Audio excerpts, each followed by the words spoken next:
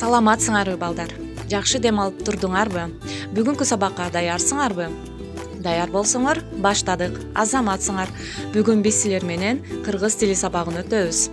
Балдар, онлайн сабактарга активдүү катышып жатканыңар үчүн, ошондой эле ата-энелер сиздер да балдарыңыздарга жардам берип, сабактарды убагында аткарып жөнөтүп жатканыңыздар үчүн баарыңыздарга ыраазычылык билдирем.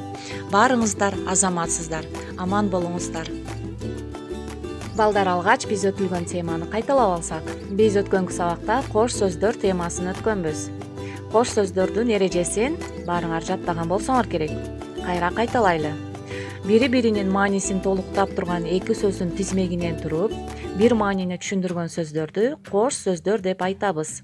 Кош сөздөрдүн ортосуна сызыкча белгиси коюлуп жазылат. Мисалы: ата-эне, таалим-тарбия, урмат-сый, оюм-чийим жана башкалар. Анда эмесе балдар, жаңы теманы баштап алсак. Алгач сабактын максаты менен таанышып алалы.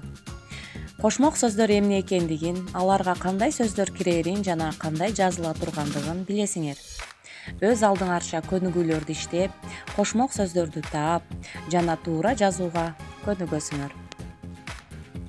Балдар, сөздөр экиге бөлүнөт: жөнөкөй жана татаал болуп. Татаал сөздөр үчкө бөлүнөт: кош сөздөр, кошмок сөздөр, кыскартылган сөздөр. Бүгүн биз кошмок сөздөр менен таанышабыз.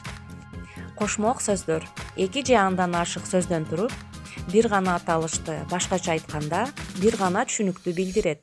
Мисалы, темир жол деген сөздү ала турган болсок, сөздүн биринчи бөлүгү темирди, экинчи бөлүгү жолду билдирип турган жери жок. Бул жерде балдар эки сөз биригип келип, бир түшүнүктү, поезд жүрүүчү темир жолду билдирип жатат. Ошол эле сыяктуу бака жалбырактагы баканы же экинчи бөлүгү жалбырак жөнүндө айтылып жаткан жок. Бул жерде балдар бака жалбырак эки сөз биригип келип, бир өсүмдүктүн аталышын туюнтуп билдирип жатат балдар. Ошондой эле чолпон ата дагы бул эки сөздөн турду жана шаардын аталышын көрсөтүп жатат. Демек балдар, кошмок сөздөр эки же андан ашык сөздөрдөн куралып, бир маанини түшүндүрөт. Ага төмөнкүдөй сөздөр кирет. Ар бир сөзү өз алдынча мааниге ээ болгон сөздөр.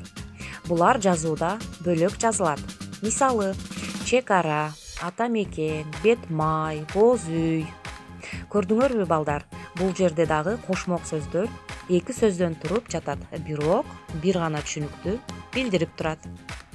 Эки же андан ашык сөздөрдөн турган жер суу аттары да кошмок сөздөргө кирет. Мисалы: ысык ата, узун кыр, чоң сары ой, ала арча, ысык көл, жети өгүз жана башкалар. Эми балдар, кошмок сөздөргө байланыштуу окуу китебибизде берилген тапшырмаларды аткарууга киришели. Алгач балдар, кесибим келечегим текстин окуп берейин. Китептин 69 бетинде. Силер да мени менен кошо китептен карап окугула. Кесибим келечегим. Жашоо тиричиликте керектүү кесиптер абдан көп. Алардын ээлери өз адистигин мыкты билишет. Мисалы, куруучу бийик кооз үйлөрдү курат. Автобустун, маршруттук таксинин айдоочулары элди аркы-терки ташыйт. Дарыгерлер адамдарды ар түрдүү оору сыркоодон айыктырып, ар дайым саламаттыктын сакчысы болушат. Алар биздин ден соолугубуз үчүн кам көрүшөт. Мугалим эжебиз бизге таалим-тарбия берип, билбегенибизди үйрөтөт. Ырчы комузчулар өздөрүнүн ыр күүлөрү менен элге жагымдуу маанай тартуулашат. Ар түрдүү кесип ээлери ата мекени, эли жери үчүн ар дайым кызмат кылышат. Ал эми силер, кымбаттуу окуучулар, келечекте кайсы кесиптин ээси болосуңар? Ал кесип менен мекениңерге кандай салым кошот элеңер? Балдар, эми көнүгүүлөр менен иштесек. Биринчи көнүгүү: кошмок сөздөрдү катыштырып, тексттеги кесип ээлери менен сүйлөмдөрдү түзгүлө. Үлгү катары: дарыгерлер биздин ден соолугубуздун чың болушу үчүн кам көрүшөт. Силер дагы кесип ээлерин катыштырып, сүйлөмдөрдү, кошмок сөздөрдү катыштырып, сүйлөмдөрдү түзгүлө. Экинчи көнүгү сүйлөмдөрдөн кош жана кошмок сөздөрдү тапкыла.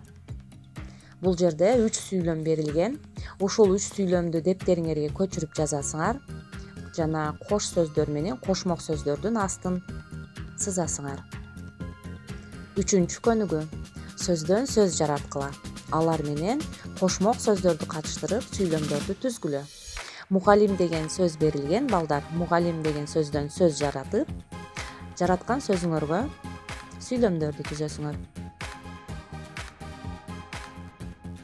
Балдар, 4-чү көнүгүүдөгү суроолорго кааласаңар жазуу түрүндө, кааласаңар телефонго сүйлөп жөнөтсөңөр болот. Балдар, бүгүнкү сабагыбыз бүттү. Сабакка катышканыңар үчүн чоң рахмат. Саламатта болгула.